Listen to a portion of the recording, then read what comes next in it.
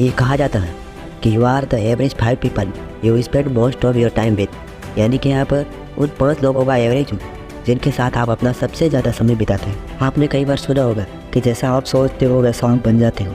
सच है, बिल्कुल करेक्ट। लेकिन यह भी एक सच है, जिन लोगों के साथ रहते हो वैसा ही आप बन जाते हो। आपने अपने आसपास कैसा माहौल क्रिएट कर रखा जिसका बहुत बड़ा रोल होता है आपकी ग्रोथ में, क्योंकि जैसी संगत वैसी रंगत। एक छोटी सी कहानी आज मैं आपको सुनाना चाहूँगा।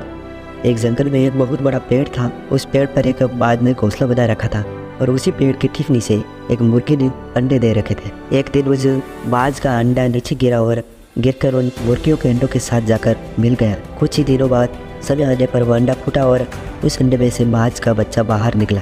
और निकलने के बाद वह यह सोचकर बड़ा हुआ कि वह एक मुर्गी। वह उन्हीं को कामों को करता था जो मुर्गी के बाकी चीजें करते थे। जमीन खोद कर अनाज के दाने खोजता, मुर्गी की तरह कुरकुराता, मुर्गी की तरफ पंख फड़फड़ाता और 2-4 फीट तक ही उड़ता, क्योंकि मुर्गी भी ऐसा ही करते थे। एक दिन उसने आसमान में एक बाज को शान से उड़ते हुए देखा तो उसने मुर्गी से पूछा कि उस शानदार चिड़िया का नाम क्या है। तब मुर्गी ने जवाब दिया कि वह एक बाज है, वह एक शानदार चिड़िया है, लेकिन तुम उसकी तरह उड़ नहीं सकते क्योंकि तुम एक मुर्गी हो। वह बाकी की पूरी ज़िंदगी मुर्गी की तरह ही बिताता है और उसे इस बात का अंदाज़ा तक ही नहीं लगता कि वह एक पंछियों का राजा है। कई बार हम भी अपने अंदर के बाज को मार देते हैं।